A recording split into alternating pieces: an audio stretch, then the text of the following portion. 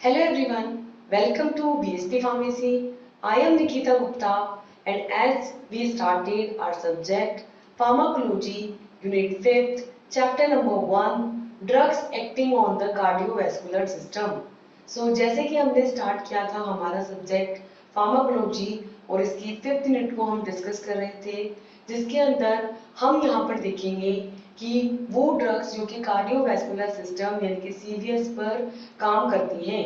Basically यहाँ हम उन ड्रग्स को स्टडी करेंगे जो हमारे cardio plus vascular, that means cardio मतलब क्या होता है हार्ट और वेस्कुलर मतलब ब्लड वेसल्स। तो यहाँ पर हम देखेंगे उन ड्रग्स को जो कि आपके हार्ट पर और ब्लड वेसल्स पर काम करती हैं। ठीक है, तो स्टार्ट करते हैं हमारे यूनिट 5 का first part about drugs acting on the cardiovascular system.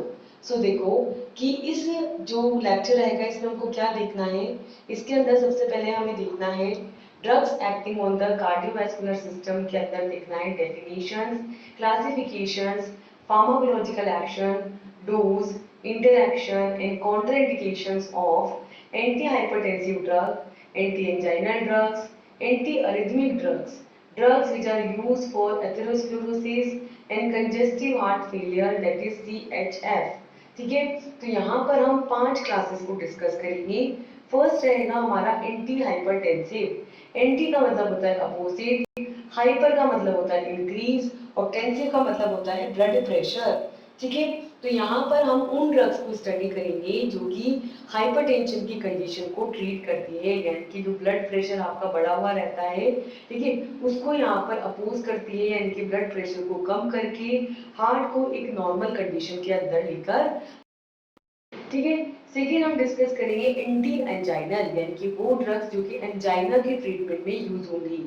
ठीक है, तो पहले यहाँ पर हम ये समझेंगे कि एंजाइना क्या होती है, कौन कौन से कंडीशन हैं, कौन कौन से सिम्टम्स हैं जो आपके यहाँ पे एंजाइना में आते हैं और किस तरीके से इन एंजाइना कंडीशंस को ट्रीट किया जाता है।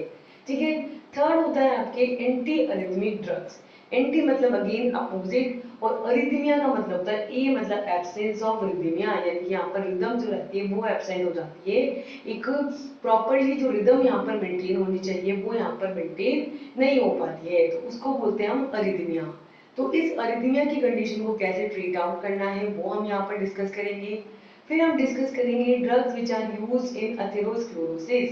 तो पहले तो ये देखेंगे कि एथेरोस्क्लेरोसिस क्या होता है और किस तरीके से इसको ट्रीट आउट किया जा सकता है, कौन कौन सी ड्रग्स हैं जो यहाँ पर एथेरोस्क्लेरोसिस के ट्रीटमेंट के लिए यूज की जाती है।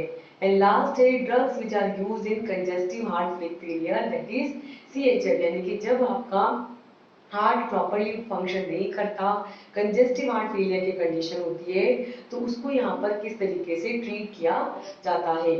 इसके अंदर इन सभी क्लास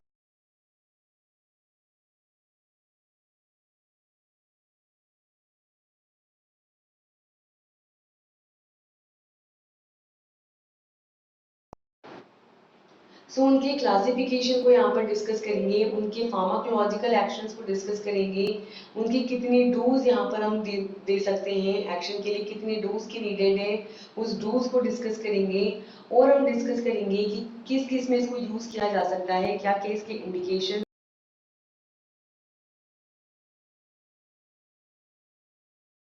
कौन कौन सी कंडीशन है जिसके अंदर हमें इस ड्रग को यहाँ पर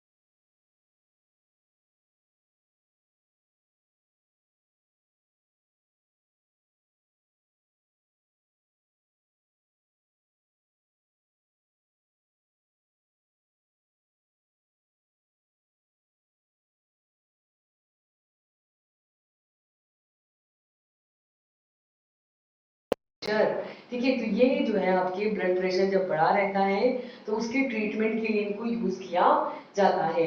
अब हाइपरटेंशन से आप क्या समझते हो? So hypertension is defined as either a sustained systolic blood pressure of greater than 140 mm of Hg or sustained diastolic blood pressure of greater than 40 mm of Hg, or it is a condition of elevated blood pressure in our body, that is higher blood pressure। ठीक है, तो hypertension यहाँ पर वो condition होती है जिसके अंदर या तो आपके सस्टेनेबल सिस्टोलिक जो सिस्टोलिक ब्लड प्रेशर रहता है वो तो आपके 140 mm ऑफ Hg से ज्यादा हो जाता है, या हम कह सकते हैं कि यहाँ पर जो डायस्टोलिक ब्लड प्रेशर होता है वो आपके 40 mm ऑफ Hg से ज्यादा हो जाता है। ठीक है, तो यहाँ पर हायर, देखो नॉर्मल जो ब्लड प्रेशर होता है वो होता है 120/80। ठीक है, अब अगर ये इंक्रीज होकर के 140 से ज्यादा हो जाए, ठीक है, या यहाँ पर, ठीक है, या यहाँ पर जो डायस्टोलिक है उसको वो भी बढ़कर के आपके इस 80 से ज्यादा हो जाए, ठीक है, तो उस कंडीशन को क्या बोलेंगे हम? हायर ब्लड प्रेशर बोलेंगे। दैट मीन्स नॉर्मल जो ब्लड प्रेशर होता है उसकी रेंज होती है 120 और 80, ठीक है, जिसके अंदर वेरिएशन अलाउड होता है कि 130 और 90 तक जो है ये ओके है कि ठीक है थोड़ा बहुत इंक्रीज है, दैट इज ऑल्सो ओके। लेकिन अगर इंक्रीज होकर के 140 और 100 से ज्यादा हो जाए, ठीक है, सिस्टोलिक तो आपके 140 से ज्यादा हो जाए और डायस्टोलिक आपके 100 से ज्यादा हो जाए तो वो कंडीशन कहलाती है आपकी हाइपरटेंशन। ठीक है, तो इसके अंदर क्या होता है, आपका ब्लड प्रेशर हायर हो रखा होता है। ठीक है, हायर ब्लड प्रेशर की एक कंडीशन होती है जिसमें बॉडी के अंदर ब्लड प्रेशर जो रहता है वो बढ़ा हुआ रहता है, इसको बोलते हैं हाइपरटेंशन। और इस हाइपरटेंशन की कंडीशन को ट्रीट करने के लिए जो ड्रग्स यहाँ पर दी जाती हैं उनको बोलते हैं एंटी हाइपरटेंसिव ड्रग्स। ठीक है, next is the stage of hypertension. ठीक है, कैसे हम समझेंगे कि ये कंडीशन है जो कि हाइपरटेंशन की है, ये एक्यूट लेवल का हाइपरटेंशन है और ये सीवियर लेवल का हाइपरटेंशन है। ठीक है, so here the hypertension having 3 stages, stage 1, stage 2 and stage severe. Stage 1 के अंदर जो सिस्टोलिक ब्लड प्रेशर रहेगा वो है 142 159, स्टेज 2 के अंदर रहेगा 169 to 179 एंड सीवियर कंडीशन है जब 180 क्रॉस कर जाए। ठीक है, इसी तरीके से डायस्टोलिक की बात करें तो यहाँ पर स्टेज 1 में रहेगा 90 to 99, स्टेज 2 में रहेगा 100 to 109 एंड सीवियर कंडीशन में रहेगा मोर देन 110। ठीक है, तो देखो हाइपरटेंशन की स्टेजेस को 3 मेजर स्टेजेस में यहाँ पर डिवाइड किया गया है। ठीक है, तो मैंने जैसा कि अभी आपको जो नॉर्मल ब्लड प्रेशर की रेंज है वो है 120/80। ठीक है, यहाँ पर 130/90 तक भी अगर इंक्रीज हो जाता है तो ये भी अलाउड रहता है कि थोड़ा बहुत ब्लड प्रेशर इंक्रीज हुआ है। लेकिन अगर आपके यहाँ पर 140 से ज्यादा हो जाए, 140 से 160 या 159 तक आ जाए तो आप वहां पर हाइपरटेंशन की फर्स्ट स्टेज के अंदर एंटर कर चुके हैं। ठीक है, और डायस्टोलिक के अंदर अगर आपके 90 से ज्यादा हो जाए यानी कि 90 से 99 के बीच में हो जाए तो यहाँ पर आप स्टेज 2 के अंदर एंटर कर चुके हैं। ठीक है, सेकेंड होती है आपकी स्टेज 2। स्टेज 2 के अंदर जो आपके सिस्टोलिक ब्लड प्रेशर होता है वो होता है 160 to 179, यानी कि अब अगर आपका ब्लड प्रेशर इस 160 से भी ज्यादा हो गया है, 160 से 180 के अंदर पहुंच चुका है, तो आप स्टेज 2 पर आ चुके हैं। हाइपरटेंशन की स्टेज सेकंड यहाँ पर आ गई है। ठीक है, डायस्टोलिक के अंदर यहाँ पर ब्लड प्रेशर है 100 to 109, यानी कि 100 से 110 के बीच में यहाँ पर आपका डायस्टोलिक है। ठीक है, फिर अगर यहाँ पर 180 से भी ज्यादा हो जाए, ठीक है, तो आप यहाँ पर हाइपरटेंशन की सीवियर कंडीशन के अंदर सफर कर रहे हैं। ठीक है, यहाँ पर ट्रीटमेंट बहुत ही ज्यादा क्रूशियल है। ठीक है, और इस कंडीशन के अंदर हाई बीपी की वजह से डेथ भी देखने को मिल सकती है, क्योंकि यहाँ पर जो ब्लड प्रेशर है वो 180 से भी ज्यादा हो चुका है और डायस्टोलिक 110 से भी ज्यादा हो चुका है। ठीक है, अब अगर इस सीवियर कंडीशन में आप पहुंच गए हैं तो यहाँ पर क्या क्या हो सकता है? So this hypertension can cause first heart failure, second brain stroke, third kidney failure, fourth vision loss and fifth is sexual dysfunctions.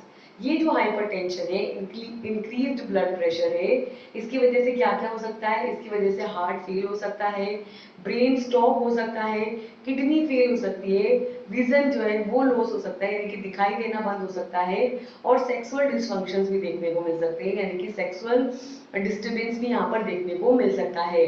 ठीक है, ये रिस्क फैक्टर किसकी वजह से इंक्रीज हुए हैं, यहाँ पर क्या रीजन है जिसकी वजह से हाइपरटेंशन इस सीवियर कंडीशन में आ सकता है।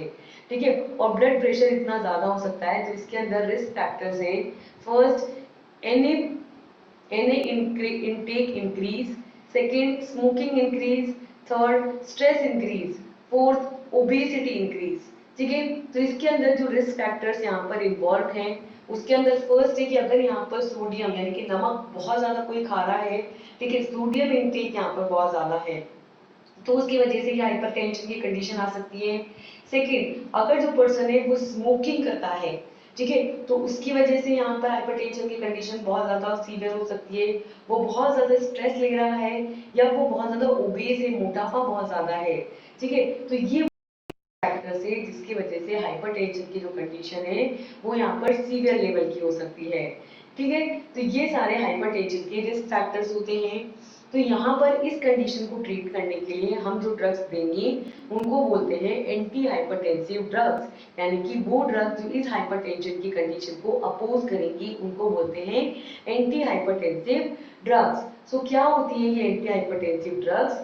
These are those drugs which are used in the treatment of hypertension, or the antihypertensives of the 1960s to 70s were the methyl-dopa, beta blockers, thiazides, and high-ceiling diuretics and clonidine. The status of beta blockers and diuretics was consolidated in the 1970s, and are selective alpha blockers prazosin broke the new grounds. Here, the antihypertensives introduced in the 1980 to 1990 were the angiotensin second, which converting the enzymes, angiotensin converting enzyme, that is ACE inhibitors and calcium channel blockers. Here, angiotensin receptor blockers such as losartan were added soon after. The direct renin inhibitor elicacin is the latest drugs. ठीक है, तो यहाँ पर different type of drugs हैं जो इस hypertension के treatment के लिए यूज की जाती हैं। ठीक है, तो वो ड्रग्स जो यहाँ पर हाइपरटेंशन की कंडीशंस को ट्रीट करती हैं, ठीक है, उस हाइपरटेंशन को कम करती हैं, ब्लड प्रेशर को नॉर्मल कंडीशंस में लेकर के आती हैं, उन ड्रग्स को बोलते हैं हम एंटी हाइपरटेंसिव ड्रग्स। ठीक है, ये जो एंटी हाइपरटेंसिव ड्रग्स हैं, 1960 और 1970 के अंदर जो यूज की जाती थी मेजरली, वो होती थी आपके methyl dopa, beta blockers, थायाजाइड्स, high ceiling diuretics और क्लोनिडीन। ठीक है, ये वो मेजर ड्रग्स थी जो यहाँ पर पहले 1960 से 1970 के बीच में यूज की जाती थी।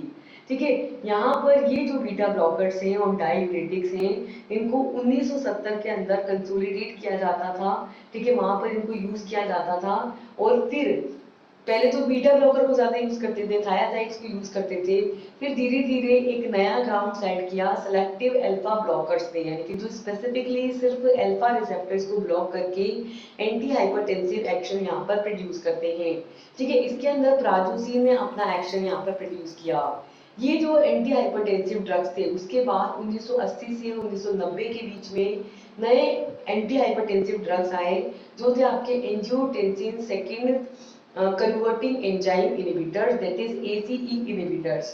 ठीक है, ये जो ACE इनहिबिटर्स हैं, ये क्या करते हैं, आपके एंजियोटेंसिन एंजाइम, जो एंजियोटेंसिन को कन्वर्ट करते हैं, ठीक है, उसको कन्वर्ट करने वाले जो एंजाइम है उसको यहाँ पर ब्लॉक करके, इनहिबिट करके अपना फंक्शन परफॉर्म करते हैं। ठीक है, और दूसरे होते हैं यहाँ पर कैल्शियम चैनल ब्लॉकर, जो कि कैल्शियम रिसेप्टर्स पर बाइंड करके इन कैल्शियम चैनल्स को ब्लॉक करके अपना फंक्शन यहाँ पर प्रोड्यूस करते हैं। इनको बोलते हैं हम कैल्शियम चैनल ब्लॉकर्स। ठीक है, और लास्ट होते हैं आपके एंजियोटेंसिन रिसेप्टर ब्लॉकर, जो कि एंजियोटेंसिन रिसेप्टर्स को ब्लॉक करके ठीक है अपना एक्शन परफॉर्म करते हैं। इसमें ड्रग्स आते हैं जैसे कि लूसर्टेन, जिसको धीरे धीरे यहाँ पर ऐड किया गया, और इन द लास्ट जो लेटेस्ट ड्रग यहाँ पर ऐड की गई है वो है डायरेक्ट रेनिन इनहिबिटर्स, जो कि डायरेक्टली रेनिन को इनहिबिट करके अपना एक्शन परफॉर्म करती है, यानी कि एंटी हाइपरटेंसिव एक्शन शो करती है। इसके अंदर जो आपकी ड्रग आती है वो है एलिकिरेन। ठीक है, तो इस तरीके से डिफरेंट ड्रग्स हैं जो यहाँ पर एंटी हाइपरटेंसिव की कंडीशंस को ट्रीट करती हैं। पहले यहाँ पर यूज करते थे मिथाइल डोपा, बीटा ब्लॉकर, थायाजाइड्स और हाई सीलिंग डायरेटिक्स, क्लोनिडीन्स। फिर 1970 के अंदर आई आपकी बीटा ब्लॉकर्स और डायरेटिक्स, फिर आई आपके अल्फा ब्लॉकर्स, एंड देन फिर आई आपके AC inhibitors and calcium channel blockers. उसके बाद आए आपके एंजियोटेंसिन रिसेप्टर्स ब्लॉकर, और लास्ट में आपके आए रेनिन इनहिबिटर्स। ठीक है, तो इस तरीके से यहाँ पर डिफरेंट क्लासेस इंट्रोड्यूस हुई जो कि हाइपरटेंशन की कंडीशन को ट्रीट आउट करती थी। ठीक है, तो इस तरीके से यहाँ पर डिफरेंट क्लासेस हैं जो कि इस हाइपरटेंशन की कंडीशंस के ट्रीटमेंट के लिए यूज की जाती हैं। So here is a classification of these anti hypertensive drugs. The different classes is, first is the diuretics, in which the drugs are furosemide, thiazides and eplerenone. Second is the AC inhibitors, in which the drug is captopril, lisinopril and quinalopril. Third is the beta adrenergic blockers, in which the drug is atenolol, metoprolol, pranolol. Fourth is the calcium channel blockers, in which the drug is verapamil, diltiazem, nifedipine and felodipine. Fifth is the vasodilators, in which the drug is sodium nitroprusside, diazoxides and minoxidil. ठीक है, तो यहाँ पर जो anti hypertensive drugs हैं इनको 5 major classes के अंदर डिवाइड किया गया है। फर्स्ट होता है आपके डाययूरेटिक्स। डाययूरेटिक्स क्या करते हैं, यूरिन के लेवल को बढ़ा करके बॉडी के अंदर जो एक्सेस फ्लूइड है उसको एलिमिनेट करते हैं, और वो फ्लूइड जो आपकी बॉडी में जो ब्लड वेसल्स में प्रेजेंट है, जो प्रेशर क्रिएट कर रहा है, उस प्रेशर को यहाँ पर रिड्यूस करते हैं। तो यहाँ पर डाययूरेटिक्स के थ्रू यूरिन को एलिमिनेट करके ब्लड प्रेशर को हम रिड्यूस कर सकते हैं।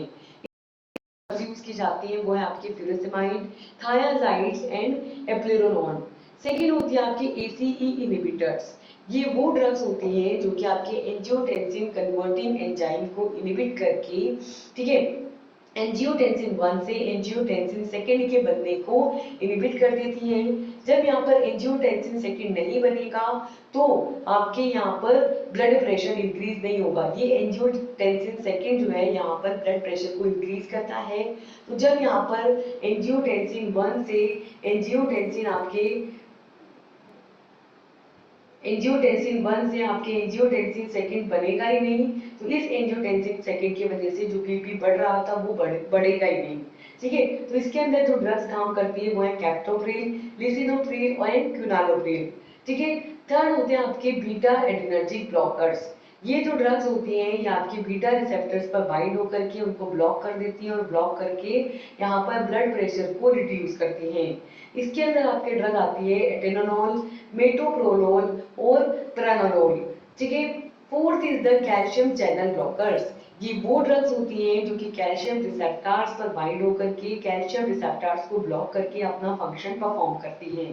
ठीक है, इसके अंदर आपकी ड्रग आती है विराप्रामिल, डिल्टियाजेम, nifedipine, felodipine etcetera.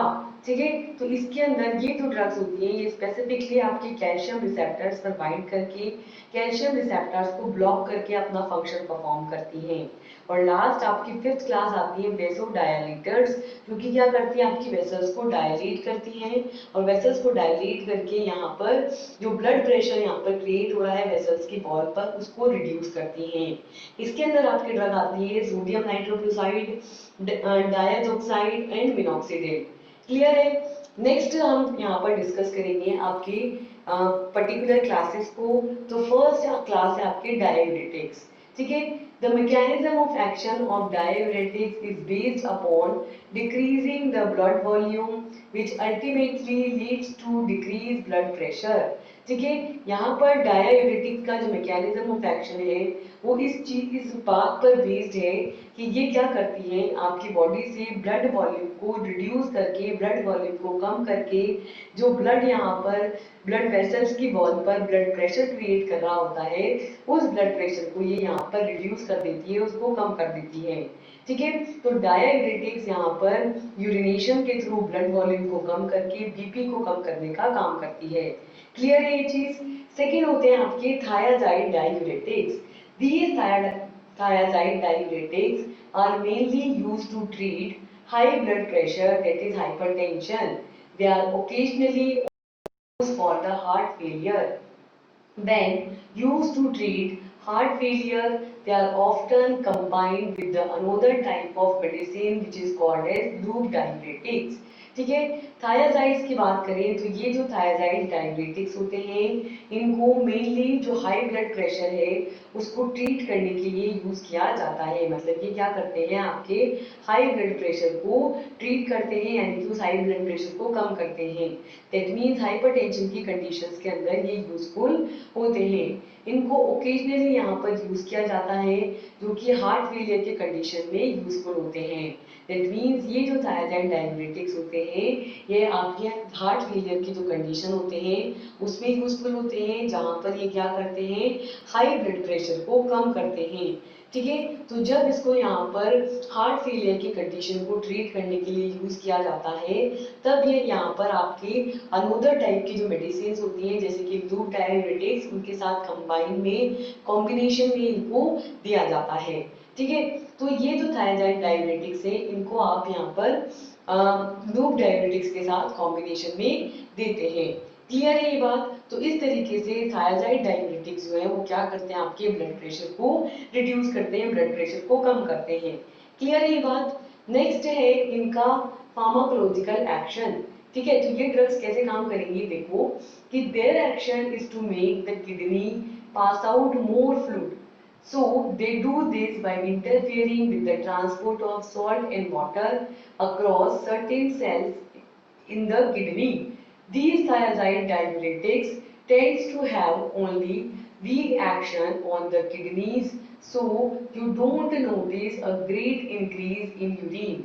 If you take these compared with the loop diuretics, they also have an effect of widening or dilating the blood vessels. A combination of these two effects reduce the blood pressure. ठीक है, तो ये यहाँ पर कैसे काम करती हैं कि ये जो आपके थायराइड डाययूरेटिक्स होती है या आपकी डाययूरेटिक्स होती है बेसिकली क्या करती हैं, आपकी बॉडी में से जो ब्लड वॉल्यूम है या जो फ्लूइड है उसको एलिमिनेट करवाती है। तो ये क्या करती हैं, आपकी किडनी में से ज्यादा फ्लूइड को बाहर निकालती है और इसके इस एक्शन की वजह से, ठीक है, आपकी जो किडनी है, किडनी की जो सेल्स होती हैं उसके थ्रू सॉल्ट और जो वाटर है वो ट्रांसपोर्ट होकर के बाहर निकल जाता है और बॉडी के अंदर जो फ्लूइड का अमाउंट है, सॉल्ट का अमाउंट है वो यहाँ पर रिड्यूस हो जाता है। ठीक है, ये जो थायराइड डाययूरेटिक्स होते हैं इनका किडनी के ऊपर एक वीकर एक्शन होता है। ठीक है, तो आपने यहाँ पर ज्यादा जो है ज्यादा नोटिस नहीं करेंगे, इसका इफेक्ट बहुत ज्यादा नोटिस नहीं करेंगे कि ये यूरिन के अंदर एक बहुत ज्यादा यूरिन को बहुत ज्यादा इंक्रीज करता है। ठीक है, comparative to loop diuretics. Loop diuretics यहाँ पर बहुत ज्यादा इफेक्ट डालते हैं आयंस के और वाटर के एक्सक्रीशन के अंदर, जबकि थायराइड भी डालते हैं लेकिन थायराइड का इफेक्ट लूप डाययूरेटिक्स के कंपैरिजन में कम होता है। तो इस तरीके से ये यहाँ पर क्या करते हैं, ब्लड वेसल्स को तो कर देते हैं वाइडर। ठीक है, बहुत सिंपल सी बात एक समझो कि एक तो इतना सा पाइप है, इसके अंदर आपके 100 ml ब्लड है तो वो ज्यादा प्रेशर लगा रहा होगा, या एक इतना बड़ा पाइप है उसके अंदर 100 ml ब्लड है तो वो ज्यादा प्रेशर लगा रहा होगा। ऑब्वियस सी बात है छोटे पाइप के अंदर प्रेशर ज्यादा लगेगा। ठीक है, अगर आप इसको डायलेट कर देंगे, बड़ा कर देंगे, वाइडर कर देंगे तो प्रेशर कम हो जाएगा। ठीक है, या आप क्या कर दो, सेकेंड कंडीशन की इसके अंदर जो वॉल्यूम है उसको कम कर दो कि यहाँ पर 100 ml है तो अगर छोटा पाइप है तो उसके अंदर 50 ml ही रखो। ठीक है, तो भी वहां पर प्रेशर कम हो जाएगा।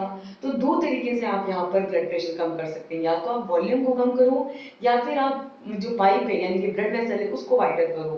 तो ये यहाँ पर क्या करते हैं, एक तो आपकी ज्यादा से ज्यादा फ्लूइड को, आयंस को एलिमिनेट करते हैं जिससे कि वॉल्यूम कम हो, और दूसरा ब्लड वेसल्स को डायलेट करके वाइडर करते हैं, और इन दोनों इफेक्ट्स की वजह से क्या होता है, ब्लड प्रेशर रिड्यूस हो जाता है। ठीक है, तो इसकी जो डोज यहाँ पर दी जाती है वो है, dose in the tablet form is 15 mg, 25 mg and 50 mg। तो टैबलेट फॉर्म में ये 15 mg, 25 mg और 50 mg में दिया जाता है। ठीक है, नेक्स्ट है इसके contraindications in which contraindicated in first blood sugar level, second increased in the level of uric acid, third is the upset stomach and fourth is the dizziness on the standing। ठीक है, तो ये यहाँ पर contraindications करता है कि कौन सी कंडीशन है जिसके अंदर आपको ये ड्रग्स नहीं देनी है। फर्स्ट है कि अगर बॉडी के अंदर ब्लड ग्लूकोज लेवल बढ़ा हुआ है। एक बात सोचो कि अगर बॉडी में ब्लड ग्लूकोज लेवल बढ़ा हुआ है, ठीक है, तो हमको वहां पर, वैसे ही आपको बताया कि जिनको बीपी की प्रॉब्लम होती है, सॉरी डायबिटीज की प्रॉब्लम होती है, वो ज्यादा से ज्यादा यूरिनेट करते हैं ताकि यूरिनेशन के थ्रू ब्लड के अंदर ग्लूकोज के लेवल को रिड्यूस कर सके। ठीक है, पहली चीज। दूसरी चीज ये कि ब्लड के अंदर ग्लूकोज का लेवल बढ़ा हुआ है, तो अगर यहाँ पर सिर्फ वॉल्यूम यानी कि वाटर रिड्यूस होगा, सिर्फ सॉल्ट रिड्यूस होंगे, तो इसकी कंसंट्रेशन और भी ज्यादा हाई हो जाएगी। ठीक है, तो और ज्यादा हार्मफुल इफेक्ट्स आ सकते हैं। तो ब्लड ग्लूकोज लेवल अगर यहाँ पर इंक्रीज है तो आपको यहाँ पर इस ड्रग को नहीं देना। सेकेंड, अगर यूरिक एसिड का लेवल बढ़ा हुआ है, तो अगर again same uric acid crystallise हो जाएगा, यूरिक एसिड की कंसंट्रेशन जो है और बढ़ जाएगी अगर आप वाटर को और आयंस को रिमूव आउट कर दोगे। तीसरा, अगर पहले से पेट खराब है, अपसेट है स्टमक, ठीक है, एंड फोर्थ है डिजीनेस ऑन स्टैंडिंग, अगर रखे रखे इंसान दूसरा है, उसको घबराहट हो रही है, तो उस कंडीशन में भी इन लूप डायबिटिक्स को या हम कहेंगे थायराइड डायबिटिक्स को पेशेंट को नहीं देना है। क्लियर है? Next, second is the ACE inhibitors. AC inhibitors क्या होते हैं बेसिकली? देखो, एसी का मतलब होता है एंजियोटेंसिन कन्वर्टिंग एंजाइम। ठीक है, तो यहाँ पर ये वो ड्रग्स होती हैं जो इस एंजियोटेंसिन कन्वर्टिंग एंजाइम को इनहिबिट करती हैं। ये एंजाइम किसके लिए रिस्पॉन्सिबल है? ये एंजाइम क्या करता है, आपके एंजियोटेंसिन 1 को किसमें कन्वर्ट करता है? एंजियोटेंसिन सेकेंड के अंदर। ठीक है, तो यहाँ पर इस एंजियोटेंसिन 1 को एंजियोटेंसिन सेकेंड के अंदर कन्वर्ट करने का काम करता है एसीई इनहिबिटर्स। ठीक है, सो एसीई यानी एंजियोटेंसिन कन्वर्टिंग एंजाइम।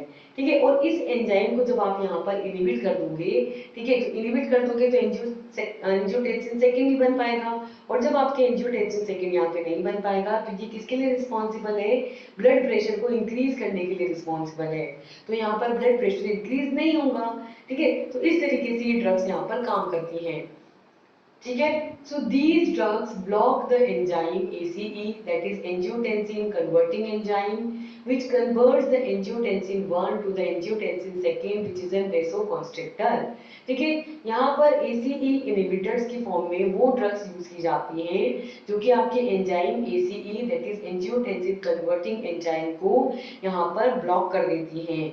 ठीक है, और ब्लॉक करके एंजियोटेंसिन 1 से एंजियोटेंसिन सेकेंड के अंदर जो कन्वर्जन हो रहा है उसको ये इनहिबिट करती है, उसको ये ब्लॉक कर देती है, और इस तरीके से वेसोकंस्ट्रिक्टर एक्शन के लिए जो रिस्पॉन्सिबल है, एंजियोटेंसिन सेकेंड क्या करता है? वेसल्स को कॉन्स्ट्रिक्ट कर देता है। ठीक है, तो वेसल्स कॉन्स्ट्रिक्ट नहीं रहेंगी, वेसल्स डायलेट हो जाएंगी और ब्लड प्रेशर यहाँ पर रिड्यूस हो जाएगा। ठीक है, here is some examples of these ACE inhibitors in first benazepril, second captopril, third is enalapril, fourth is fosinopril, fifth is lisinopril, sixth is minoxidil, seventh is prenetropryl and eighth is quinalapril। ठीक है, तो यहाँ पर जो majorly drugs use की जाती हैं उनमें फर्स्ट है आपके बेनाजेप्रिल। बेनाजेप्रिल जो है मार्केटेड नेम है लोटेनसिन। इसकी जो है 20 to 40 mg पर डे, एक दिन के अंदर 20 से 40 मिलीग्राम तक आप इसको यहाँ पर दे सकते हैं। सेकेंड ड्रग है आपकी captopril which is use in the tablet form 12.5 mg, 25 mg, 50 mg, 100 mg। ठीक है, कैप्टोप्रिल का जो अमाउंट यहाँ पर दिया जाता है टैबलेट फॉर्म में वो 12.5 mg, 25 mg, 50 mg और 100 mg की टैबलेट्स आती है। इसके बाद इनेलाप्रिल जो आती है आपके वेसोटेक के नाम से, फोसिनोप्रिल, लिसिनोप्रिल जो आती है प्रीनिविल और जेस्ट्रिल के नाम से। इसके अलावा है मोनेक्सेप्रिल, और पेलिंड्रोपिल और क्लास एक क्विनालाप्रिल जो आती है आपके एक्यूप्रिल के नाम से। तो ये मेजर ड्रग्स हैं जो यहाँ पर एसी इनहिबिटर्स की फॉर्म में यूज की जाती हैं। क्लियर है? नेक्स्ट इज द इंडिकेशंस कि किन कंडीशंस के ट्रीटमेंट में इन ड्रग्स को यूज किया जाता है। तो इंडिकेशंस या एप्लीकेशंस के अंदर हैं first migraine, second higher blood pressure और hypertension, third coronary artery disease, fourth heart failure, fifth diabetes, six certain coronary kidney disease and seven heart attack. ठीक है, तो ये जो है मेजरली यहाँ पर यूज की जाती है माइग्रेन यानी कि सिर दर्द की कंडीशन में, जब ब्लड प्रेशर बढ़ा हुआ रहता है यानी कि बीपी इंक्रीज रहता है, हाइपरटेंशन की कंडीशंस में, कोरोनरी हार्ट डिजीज यानी कि कोरोनरी जो आपके हार्ट के अंदर कोरोनरी आर्टरी है उसमें अगर कोई डिजीज कंडीशन है तो उसके ट्रीटमेंट में, हार्ट फेल हो गया है तो उसकी कंडीशंस में, डायबिटीज की कंडीशंस में और कुछ पर्टिकुलर किडनी डिजीज में और हार्ट अटैक की कंडीशंस में इस एसी इनहिबिटर को यूज किया जाता है। ठीक है, next is the Contra indications in which the it is contraindicated to first dry mouth, second increased potassium level in the blood that is hyperkalemia, third fatigue, fourth dizziness from the blood pressure going too low, fifth headache and sixth is the loss of taste। ठीक है, तो Contra indicate किस conditions में करती है, इनकी कौन सी conditions हैं जिसके अंदर हमको ये ड्रग यहाँ पर नहीं देनी है। ठीक है, तो ये मेजरली आपकी कॉन्ट्रा इंडिकेट करती है फर्स्ट ड्राई माउथ, जब मुंह जो है सूख रहा है, ठीक है, ड्राई माउथ की कंडीशन है तो यहाँ पर ये कॉन्ट्रा इंडिकेट करती है, तब आपको ये ड्रग यहाँ पर नहीं देनी है। ठीक है, सेकेंड है जब ब्लड के अंदर ऑलरेडी पोटेशियम का लेवल बढ़ा हुआ हो तब ये नहीं देनी, क्योंकि ये क्या करती है सिर्फ सोडियम के लेवल को कम करती है, पोटेशियम के लेवल को एज इट इज रखती है। तो हाइपरकैलेमिया की कंडीशंस के अंदर आपको ये ड्रग नहीं देनी है। थर्ड है फटीग, जब ऑलरेडी बहुत थकान की कंडीशन है तो नहीं देनी। ठीक है, और ब्लड प्रेशर के बहुत कम हो जाने की वजह से जो बंदा है जो कांप रहा है, उसको डिजीनेस घबराहट हो रही है, उस कंडीशंस में आपको ये ड्रग नहीं देनी है। हेडेक, अगर सिर दर्द हो रहा है, ठीक है, तो नहीं देनी है। लॉस ऑफ टेस्ट, अगर टेस्ट नहीं आ रहा, स्वाद नहीं आ रहा है, तो उस कंडीशंस में आपको ये ड्रग नहीं देनी। तो इस तरीके से dry mouth, hyperkalaemia, fatigue, dizziness, headache and loss of taste की कंडीशंस में आपको ये ड्रग यहाँ पर नहीं देनी है। ठीक है, तो ये बात हुई आपके फर्स्ट हाइपरटेंसिव एजेंट्स की।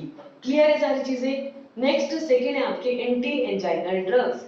एंटी का मतलब है अपोजिट, एंजाइनल का मतलब है एंजाइना, यानी कि वो ड्रग्स या वो एजेंट्स जो कि एंजाइना के ट्रीटमेंट के लिए यूज किए जाते हैं उनको क्या बोलते हैं हम? एंटी एंजाइनल ड्रग्स यहाँ पर बोलते हैं। ठीक है, सो क्या होता है एंजाइना? तो देखो कि these are those which prevent or terminate the attack of angina pectoris।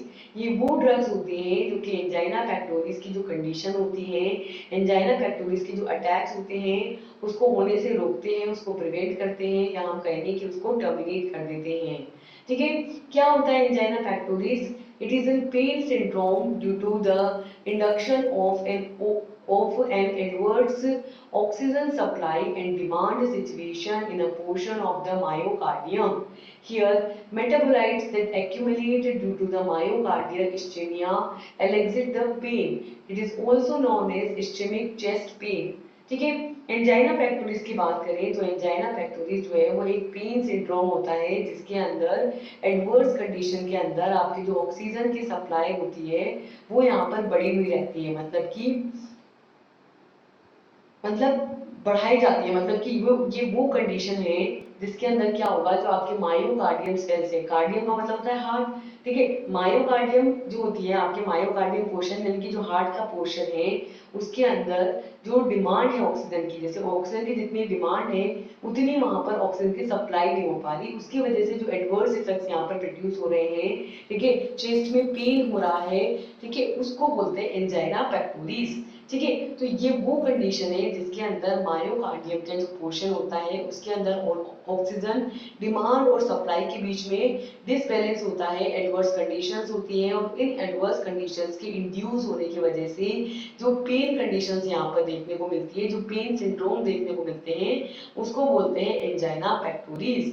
ठीक है, और इसके अंदर जो मेटाबोलाइट्स होते हैं, ठीक है, यहाँ पर मायोकार्डियल इस्चीमिया की कंडीशन होती है। मायोकार्डियल इस्चीमिया से मतलब है कि जो हमारा हार्ट है उसके अंदर ऑक्सीजन की डिमांड है वो यहाँ पर रिड्यूस हो गई है, ऑक्सीजन की डिमांड फुलफिल नहीं हो पा रही है, और ऑक्सीजन की डिमांड फुलफिल नहीं हो पा रही है तो उस कंडीशन को बोलते हैं हम इस्चीमिया। जब जितनी डिमांड है उतनी फुलफिल नहीं हो पाए उसको बोलते हैं हम इस्चीमिया। ठीक है, तो यहाँ पर जो हार्ट की सेल्स हैं, हार्ट की मसल है, मायोकार्डियल सेल्स हैं, उनके अंदर ऑक्सीजन डिमांड जितनी है उतनी फुलफिल नहीं हो पाने की वजह से या वहां पर डिफरेंट मेटाबोलाइट्स एक्यूमुलेट हो जाने की वजह से यहाँ पर पेन की कंडीशन देखने को मिलती है, दर्द देखने को मिलता है, और इस कंडीशन को यहाँ पर इस्चेमिक चेस्ट पेन बोलते हैं। इस कंडीशन को क्या बोलते हैं? इस्चेमिक चेस्ट पेन, मतलब कि ऑक्सीजन डिमांड फुलफिल नहीं हो पाने की वजह से पेन होता है चेस्ट में, उसको बोलते हैं एंजाइना पेक्टोरिस।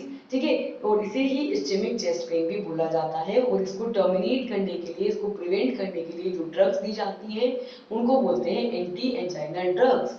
ठीक है, क्या कोज है, क्या कारण है यहाँ पर एंजाइना के?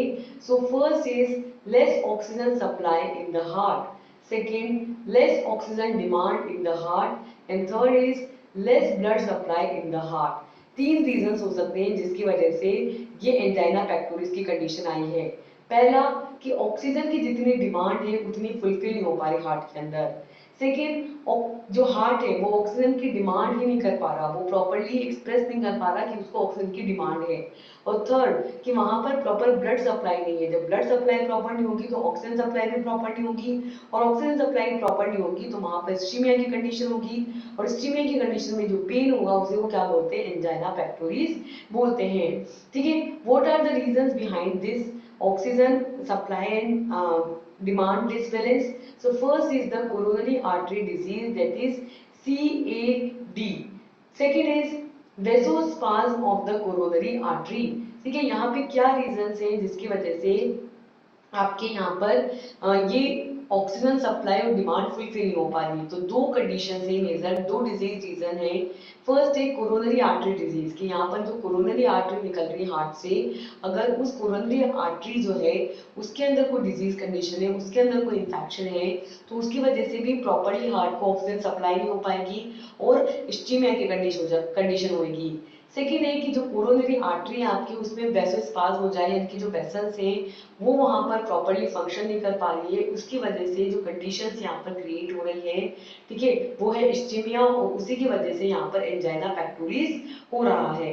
ठीक है, तो दो मेजर रीजन है, कोरोनरी आर्टरी डिजीज और कोरोनरी आर्टरीज में वेसोस्पाज्म। नेक्स्ट है आपके classification of these anti anginal drugs.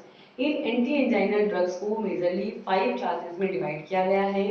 First nitrates, second is beta blockers, third is calcium channel blockers, fourth is potassium channel openers, and fifth is other anti anginal drugs.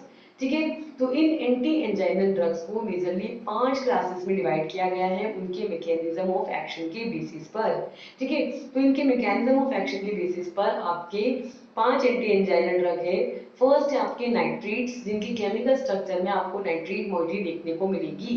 ठीक है, इनको further दो classes के अंदर divide किया गया है। First है आपकी शॉर्ट एक्टिंग और सेकेंड है आपकी लॉन्ग एक्टिंग।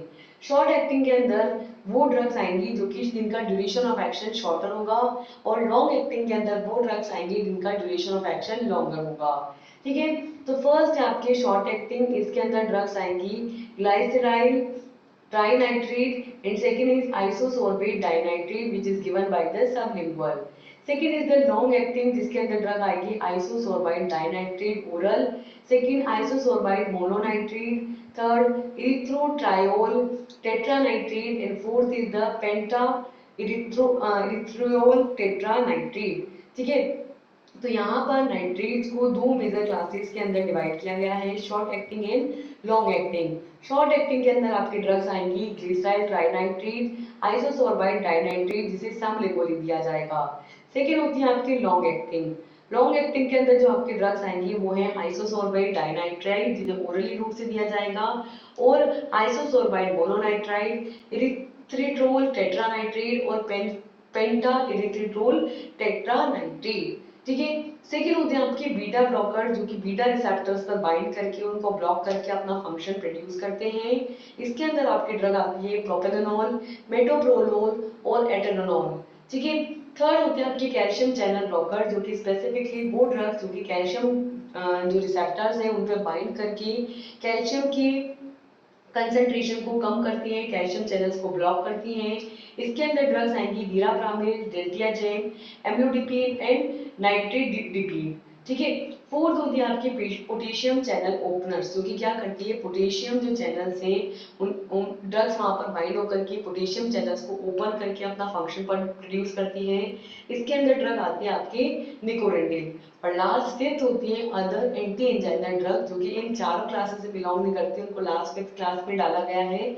इसके अंदर आपके ड्रग्स आती हैं ट्राई मेटाजिडीन, ड्रेनोलाजीन, इवाब्राडीन, ऑक्सीफेनेड्रीन एंड डाइपाइरिडामोल। ठीक है। नेक्स्ट जो आपके होता है वो ये है कि हम यहाँ पर पर्टिकुलर क्लास आपके नाइट्रेट्स को डिस्कस करेंगे। ठीक है। तो नाइट्रेट्स की अगर हम बात करें, the organic nitrates share the same action which is differ only in the time course. The major action of the nitrate is non-specific smooth muscle relaxation, particularly vascular smooth muscles. ठीक है।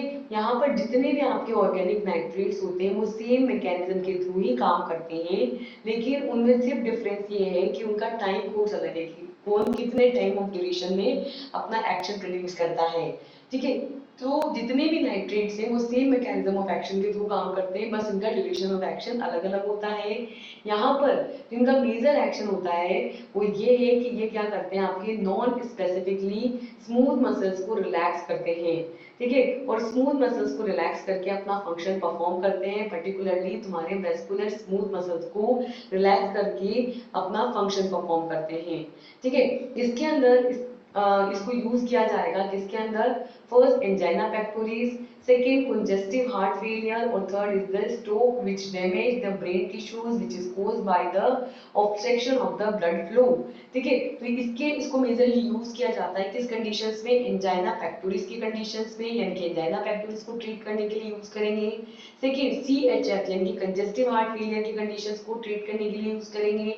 और third stroke की condition के अंदर, तो यहाँ पर जो आपकी ब्रेन टिश्यूज है वो यहाँ पर डैमेज हो जाते हैं, किसकी वजह से, यहाँ पर ब्लड फ्लो के ऑब्स्ट्रक्ट हो जाने की वजह से, प्रॉपरली ब्लड फ्लो नहीं होने की वजह से जो ब्रेन टिश्यूज है वो यहाँ पर डैमेज हो जाते हैं, उनके डैमेज हो जाने की वजह से स्ट्रोक हो जाता है।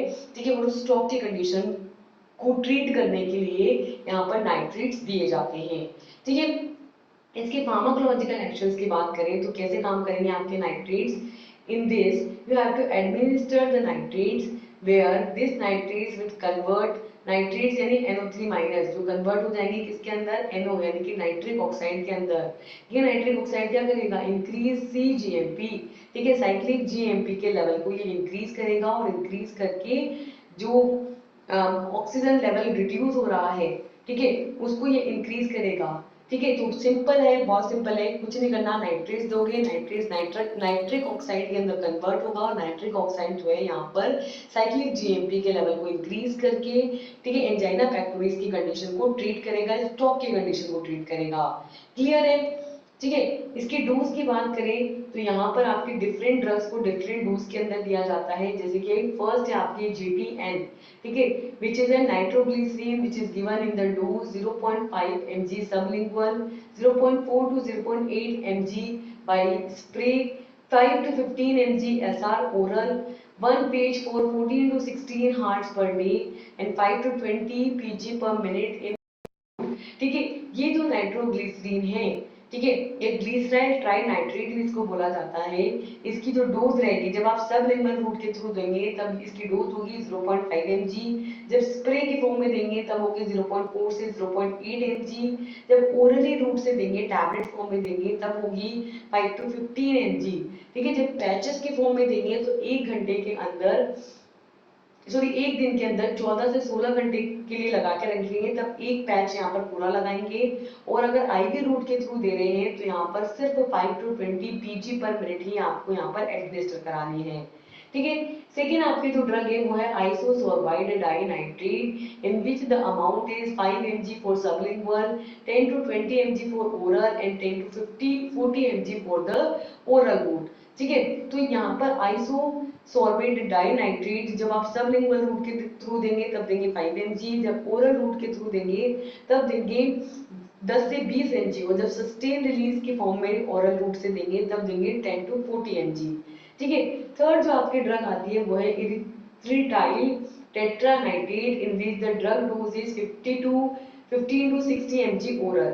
जब आप ड्रग देते हैं इरिथ्रिटाइल टेट्रानाइट्रेट तो यहाँ पर ओरली रूट के थ्रू इसको जब देते हैं तो यहाँ पर ड्रग का डोज होता है 50 to 60 mg, यानी कि 15 से 60 मिलीग्राम। ठीक है, तो इतनी इतनी डोज यहाँ पर इन ड्रग्स की दी जाती है। ठीक है, नेक्स्ट है इसके कॉन्ट्राइंडिकेशन कि किस कंडीशंस के अंदर आपको ये ड्रग यहाँ पर नहीं देनी है, कौन सी कंडीशन है जहाँ पर ये कॉन्ट्राइंडिकेट करेगी। फर्स्ट है headache, second is dizziness, third is nausea, fourth is light headedness, fifth is restlessness, six is stomach discomfort and seventh is the hypotension that is low blood pressure. ठीक है, तो ये वो पर्टिकुलर कंडीशन है जिसके अंदर आप यहाँ पर जो आपके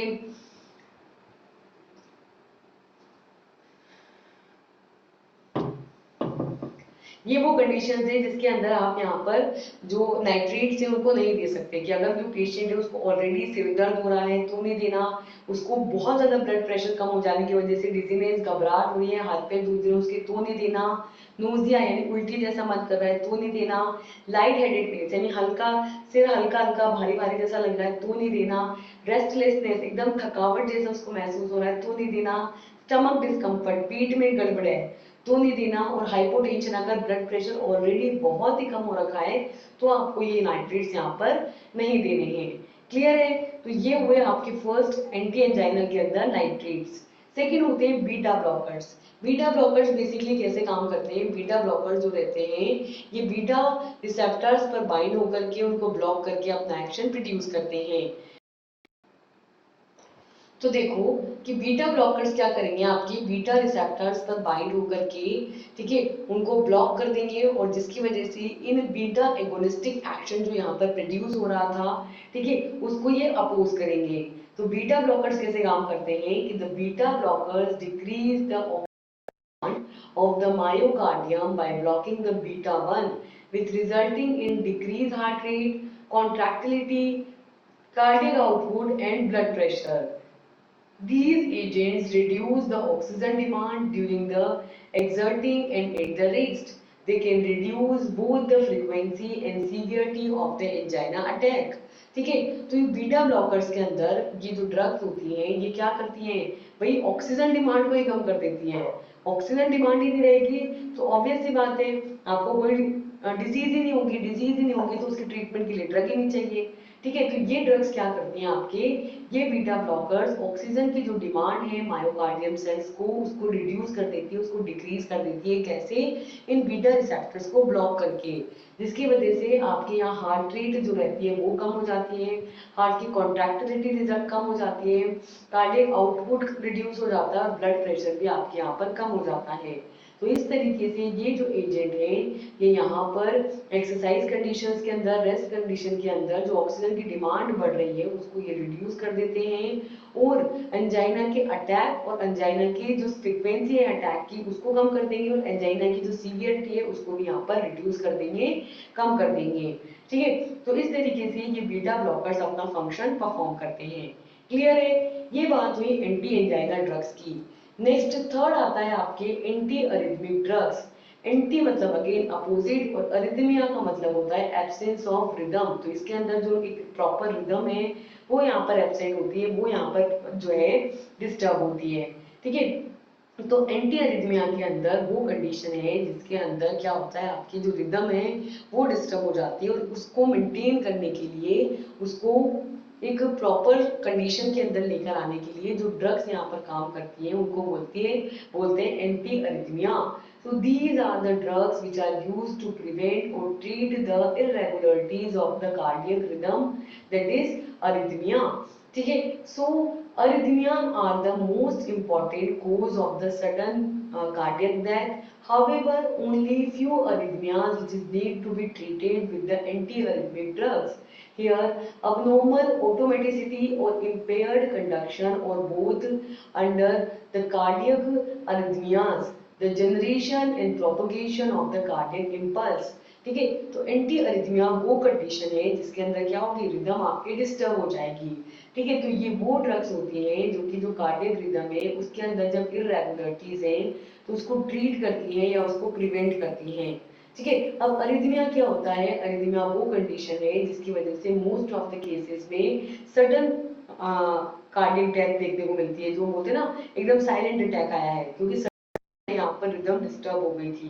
ठीक है, तो यहाँ पर सडन कार्डियक डेथ के लिए रिस्पॉन्सिबल होता है।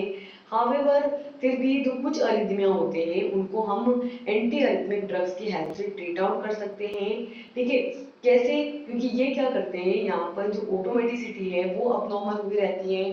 ठीक है, या जो कंडक्शन हो रहा है इम्पल्स का वो यहाँ पर इम्पेयर्ड हो जाता है, या जो कार्डियक अरिथमिया है दोनों ही यहाँ पर क्या होते हैं, डिस्टर्ब होते हैं। तो इस तरीके से यहाँ पर कार्डियक इम्पल्स को एक प्रॉपरली जनरेट करना, उसको सही से प्रोपोगेट करना क्या कहलाता है, आपके रिदमिक कंडीशंस को मेंटेन करने का ये काम करती है कौन, एंटी अरिथमिक ड्रग्स। ठीक है, तो इस कंडीशन को बोलते हैं हम अरिथमिया, उसको ट्रीट करने के लिए जो ड्रग्स दी जाती है उनको बोलते हैं anti arrhythmic drugs. Next is the classification of these anti arrhythmic drugs.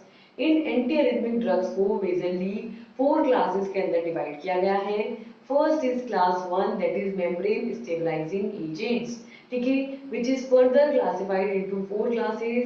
First is the moderately decreased dV by dt of zero phase. Second is the little decrease in dV by dt of the zero phase. And third is the marked decrease in dV by dt of the zero phase. And fourth is the drugs for the PSVT. The first is the quinidine, procainamide and diisopyramide. Second is with the little decrease, drugs are lidocaine and mexiletine. Third, with the marked decrease, drugs are propafenone and flecainidine. Then the fourth is the drug for the PSVT are the adenosine and digoxin. ठीक है, here PSVT means paraoxymal supraventricular tachycardia. Then the class second is antiadrenergic drugs, in which the drugs are propranolol, sotalol and esmolol. Third one is class third, which have the agents which widening action potential. Here the drugs are amiodarone, dorenderone, dofenlidine, and ibrutinib. Fourth is the class 4, which is the calcium channel blockers, in which the drugs are verapamil and diltiazem. ठीक है, तो इन anti arrhythmic drugs को 4 major classes के अंदर divide किया है। First होते हैं आपके मेम्ब्रेन स्टेबलाइजिंग एजेंट, जो कि मेम्ब्रेन को स्टेबलाइज करके अपना फंक्शन परफॉर्म करते हैं। इन्हें 4 मेजर क्लासेस के अंदर डिवाइड किया गया है। फर्स्ट होते हैं वो ड्रग्स जो कि मॉडरेटली लेवल पर जो जीरो फेज होते हैं उसके रेट को डिक्रीज करते हैं।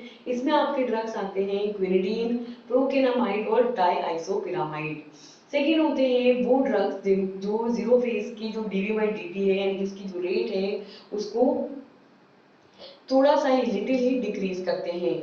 इसके अंदर ड्रग्स आती हैं लिडोकेन, मैक्सिलेटिन। थर्ड होती है डिक्रीज, जो जीरो फेज होती है उसकी जो डीवी बाई डी है उसकी जो रेट होती है उस पर एक मार्क काफी ज्यादा लेवल पर ये डिक्रीज करती हैं। इसमें ड्रग आती है आपकी प्रोपोफिनोन एंड फेल्किडीन। फोर्थ होती है ड्रग्स फॉर द पीएसवीटी, यानी कि वो ड्रग्स जिन्हें पैरा ऑक्सिमल सुप्रावेंट्रिकुलर टैकीकार्डिया की कंडीशंस के लिए यूज किया जाता है। इसके अंदर ड्रग आती है आपकी एडिनोसिन और डिगॉक्सिन। ठीक है, सेकेंड जो क्लास होती है आपके वो होती है एंटी एड्रेनर्जिक, यानी कि जो आपके एड्रेनर्जिक के एक्शन को अपोज करती हैं। नेक्स्ट है इसके अंदर second class that is anti adrenergic. Anti adrenergic से हम क्या समझते हैं, एंटी मतलब अगेन अपोजिट, और एड्रेनर्जिक जो कि एड्रेनर्जिक जो न्यूरोट्रांसमीटर्स हैं उनके अपोजिट एक्शन यहाँ पर प्रोड्यूस करेंगे। दैट मीन्स एड्रेनर्जिक रिसेप्टर्स पर बाइंड होकर के एड्रेनर्जिक एक्शन को अपोज करेंगी। उन ड्रग्स को क्या बोलते हैं, एंटी एड्रेनर्जिक ड्रग्स बोलते हैं। इसके अंदर आपके ड्रग्स आती हैं such as propranolol, sotalol and esmolol. ठीक है, और इसकी सोडारोल की प्रॉपर्टी जो है क्लास थर्ड की जैसी भी होती है। क्लास थर्ड होती है आपके ड्रग्स और agent which is widening the action potential. वो ड्रग्स या वो एजेंट जो क्या करते हैं, एक्शन पोटेंशियल को इंक्रीज कर देते हैं। इसके अंदर आपकी ड्रग्स आती हैं सच एज एमोडायरोन, ड्रोरेंड्रोडायरोन एंड डोफेलिडीन एंड इब्रुलिटीन। ठीक है, तो इसके अंदर आपकी होती है क्लास थर्ड वो ड्रग्स जो कि एक्शन पोटेंशियल को वाइडर करती है, एक्शन पोटेंशियल को बढ़ा देती है। इसके अंदर आपके ड्रग्स आती है एमियोडारोन, डोरेडारोन और डोफेलिडाइड और आइब्रोलाइड। फोर्थ होती है class fourth calcium channel blocker, जो कि स्पेसिफिकली कैल्शियम चैनल्स को ब्लॉक करके कैल्शियम रिसेप्टर से जो कैल्शियम कॉन्ट्रैक्शन करेगा उसको ये इनहिबिट करती हैं। ठीक है, इसके अंदर ड्रग आती है बीराप्रामिनोल डिल्टियाजैम। ठीक है, नेक्स्ट इसके अंदर हम डिस्कस करेंगे हमारी ड्रग क्विनिलिडीन को। So it is an dextroisomer of then anti malarial alkaloids in which quinine found in cinchona bark. These quinidine is used to treat certain type of irregular heartbeats where quinidine is in class of medication which is called antiarrhythmic medications.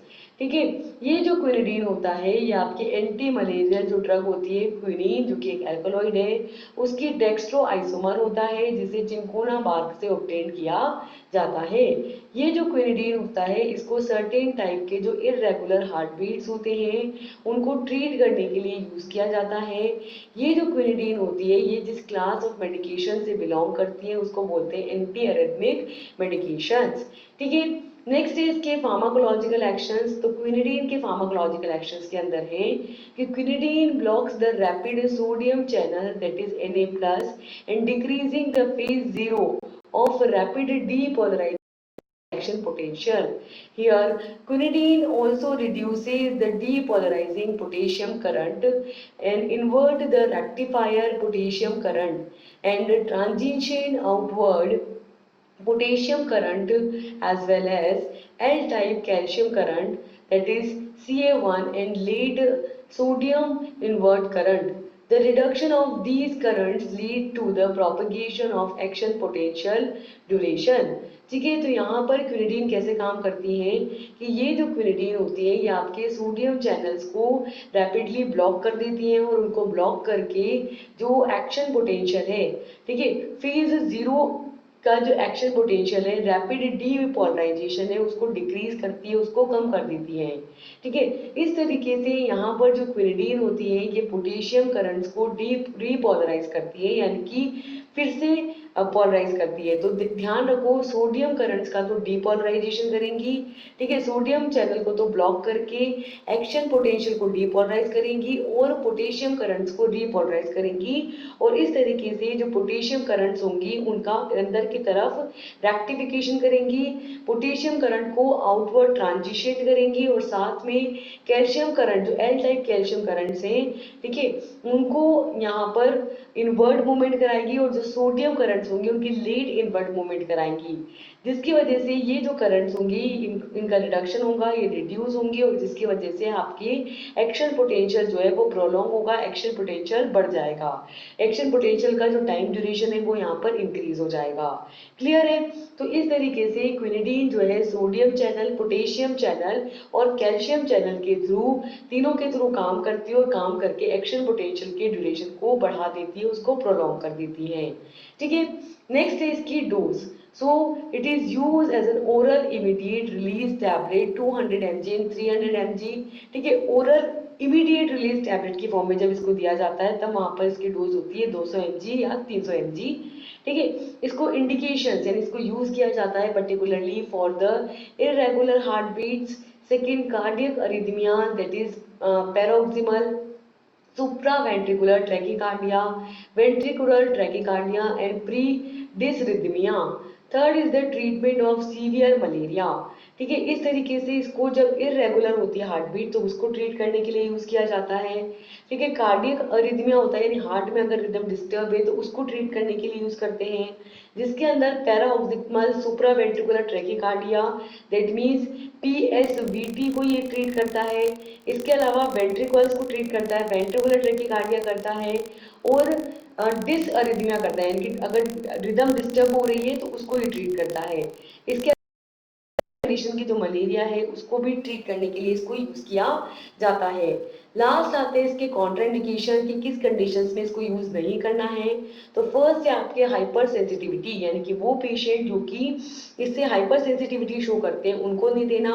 Second, thrombocytopenia, thrombo मतलब होता है आपके थ्रोम्बीन, cyto मतलब sales और पीनिया का मतलब होता है कमी, यानी कि जब यहाँ पर जो थ्रोम्बीन सेल्स हैं, ठीक है, तो उनका लेवल जब ब्लड में कम हो जाता है, ठीक है, तो उस थ्रोम्बीन के लेवल को कम हो जाने की कंडीशंस में आपको ये ड्रग नहीं देनी है।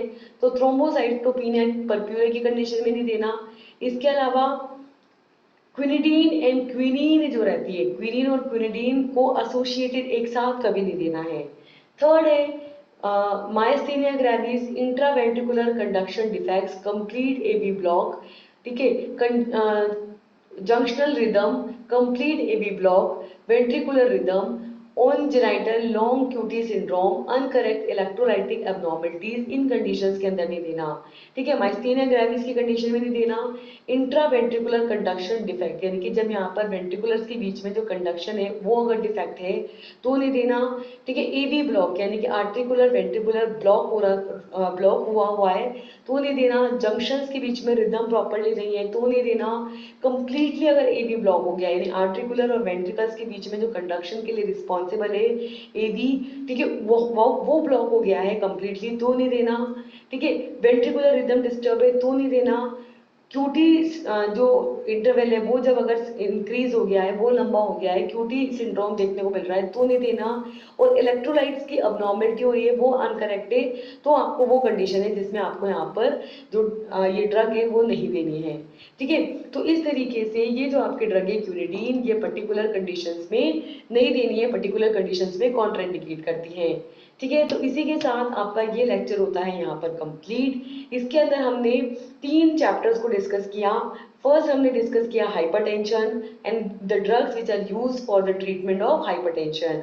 Second, angina and the drugs which are used for the treatment of angina. And the third one is anti-arrhythmic, in which we have discussed what is arrhythmia and how the drugs treat the arrhythmia, ठीक है। तो 3 classes को हमने यहाँ पर discuss कर लिया है। अब हम मिलेंगे नेक्स्ट लेक्चर के अंदर जिसके अंदर रिमेनिंग जो क्लासेस हैं जो कि कार्डियोवैस्कुलर सिस्टम पर काम करती हैं और सीवीएस की डिजीज को ट्रीट करती हैं, उनको हम डिस्कस करेंगे नेक्स्ट लेक्चर में। तो मिलते हैं नेक्स्ट लेक्चर के साथ। Till then, thank you and all the best, bye bye.